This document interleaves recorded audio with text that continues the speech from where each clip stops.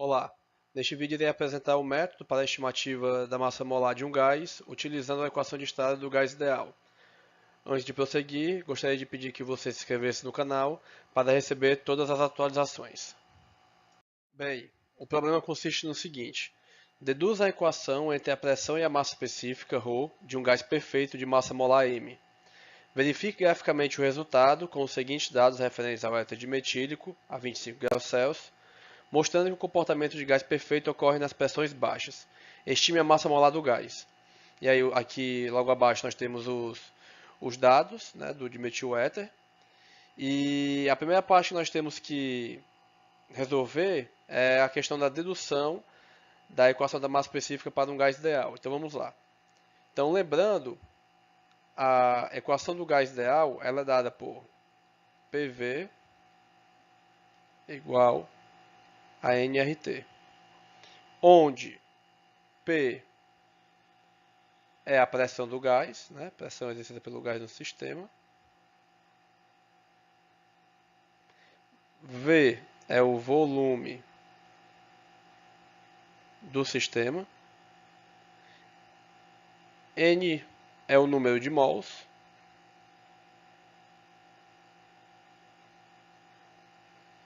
T é a temperatura do sistema. E R, a constante dos gases ideais.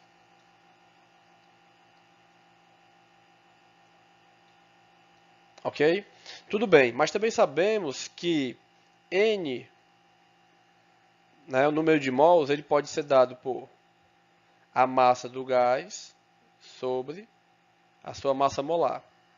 Então, substituindo esta equação na equação do gás ideal, nós vamos ter PV igual a M, Mzão, RT.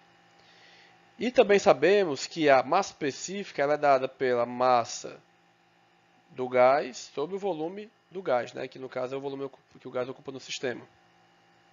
Então, notamos que podemos fazer aqui apenas um algebrismo básico e vamos chegar, né, na seguinte equação. Ρ é igual a P, Mzão, RT. Certo? Então, esta equação aqui, ela nos dá a massa específica de um gás ideal em função da sua pressão, da sua massa molar, da sua temperatura, né, e da constante dos gases. Ok? Agora eu vou mostrar para vocês como é o comportamento desses dados que estão aqui no problema e em que região esta equação aqui ela pode ser utilizada para representar esses dados. E a partir dessa relação, nós podemos estimar o valor, né, da massa molar do gás. Ok? Para isso eu vou usar o Excel. Bem, pessoal, então vamos avaliar, né, se essa equação do gás ideal aqui que a gente acabou de deduzir, ela pode representar os dados de densidade em função da pressão para o éter dimetílico, né? No caso, a baixas pressões. Notem que, como os dados aqui estão em quilopascal, né? Então aqui nós temos a pressão ambiente, então todos esses dados estão a pressões baixas. Então a primeira coisa que a gente vai fazer é plotar o gráfico, né, de ρ em função de P, aqui no Excel. Então a gente vem inserir aqui em dispersão, certo? E aqui está o gráfico plotado. Então, notem que nós temos aqui o comportamento de ρ, certo? Em função de P. E esse comportamento, ele é praticamente linear, né? Virtualmente linear. Então, como essa equação aqui, né, da massa específica de um gás em função de P, ela é uma reta, podemos dizer que ela pode expressar o comportamento, né, de um gás a baixas pressões. Obviamente, quanto mais baixa a pressão, mais representativa é a equação do gás ideal para um gás real, ok? Bem, agora vamos ver qual é o procedimento que nós devemos adotar para poder estimar a massa molar de um gás ideal. Este método foi proposto por Canizaro em 1860 e consiste em, a partir de dados experimentais de massa específica de um gás, podermos estimar a massa molar utilizando a equação do gás ideal. Então vamos lá. Nós observamos que para o limite, né, de pressão baixa, né, como nós já observamos isso, o comportamento do gás real, à medida que a pressão vai baixando, ele mais se assemelha ao comportamento de um gás ideal, certo? Então quer dizer o quê? Quando um gás real, né, grosso modo falando, um gás real no limite de pressão igual a zero, ele é um gás ideal, certo? Obviamente que isso aqui é uma condição teórica, né? A pressão igual a zero ela é praticamente possível de ser obtida, certo? Então, para isso, né, nós precisamos fazer com que nós tenhamos os dados, né, e extrapolemos para a condição de P igual a zero. Então, qual foi o procedimento que Canizaro propôs?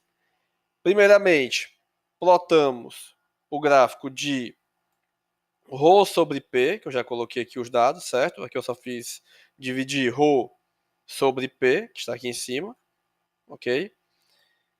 Plotar ρ sobre P em função de P, né? Então a gente vai obter uma coisa desse tipo aqui.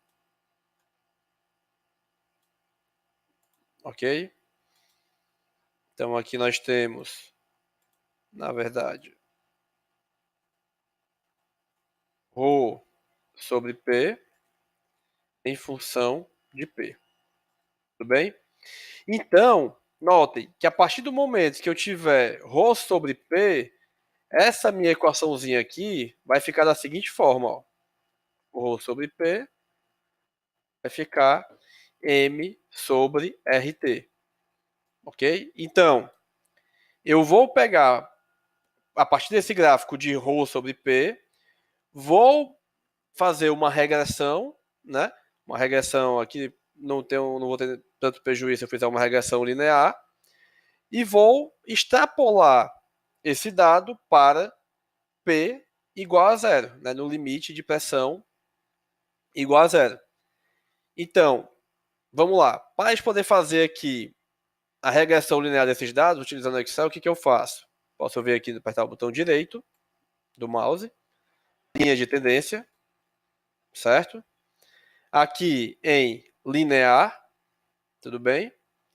Exibir equação no gráfico e também posso colocar aqui o valor de R. Como a gente nota que o valor de R não é tão distante de 1, né? Ele aqui como é uma aproximação, eu posso utilizar essa equação do jeito que ela está, certo? E aí o que acontece? Isso aqui está nos representando o quê? É como se eu tivesse uma equação desse tipo aqui, ó. Deixa eu mostrar para vocês. Isso aqui é como se fosse isso aqui, M sobre RT, igual a vezes P mais B, certo? Onde o A seria o coeficiente angular desta reta, né? Que no caso é isso aqui, né? Que o X está representando o P, né? E o B, o coeficiente linear, que ele indica justamente o que? O coeficiente linear? Ele indica o ponto em que o comportamento aqui, né, a função, toca o eixo, né, o eixo y, ou seja, o ponto em que P, no caso aqui, né, que está representando um x, o P é igual a zero.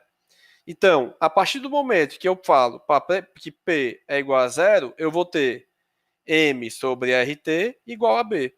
Como eu tenho o valor de T, tenho o valor de R e tenho o valor de B, né, que eu encontrei aqui nessa regressão, que é esse valorzinho aqui, eu posso encontrar facilmente o valor da minha massa molar, como nós vamos ver a seguir. Bem, como a gente já tinha mostrado, né, anteriormente, para o limite, né, de P igual a zero, certo? Nós vamos ter que M sobre RT vai ser igual a B. Logo, nós vamos ter que a nossa massa molar vai poder ser dada por ρ P em P igual a zero, certo? RT, né? Onde isso daqui, como nós já vimos, é igual a B. O valor de B, nós já podemos ver aqui no gráfico, ele é igual a 0,0185. E as unidades aqui, no caso, estão em que? Rho sobre P. Rho está em que? Está em quilograma por metro cúbico, né? E P em quilopascal. Então nós temos isso daqui. Ok? Então nós temos que usar o R em quilopascal, metro cúbico, mol Kelvin, que no caso o valor de R será 8,314 vezes 10 a menos 3 quilopascal, metro cúbico, por mol Kelvin. A temperatura, como já foi dado no problema, ela é igual a 25 graus Celsius, ou seja, 298,15 Kelvin. Então, substituindo esses valores nesta equação, nós vamos ter M igual a 0,0459 quilogramas por mol. Ok? Logo, transformando para grama, a massa molar será igual a 45,9 gramas por mol. Ok? Consultando o valor mais atualizado, né, da massa molar do éter dimetílico, o valor, digamos, chamar assim, de atual, ele é igual a 46,07 grama por mol menos 1. Ou seja, este método ele é um método razoável, né, para estimar a massa molar de um gás através da equação do gás ideal. Obviamente, quanto menos complexo for o gás, mais este método tende a ser mais preciso. Ok, pessoal? Pois, muito obrigado. Não esqueçam de dar um like aí no vídeo, né? Divulguem o canal. Vou tentar sempre agora ficar colocando vídeos de exercícios toda semana. Então, conto com a ajuda de vocês nisso daí. Muito obrigado e até a próxima.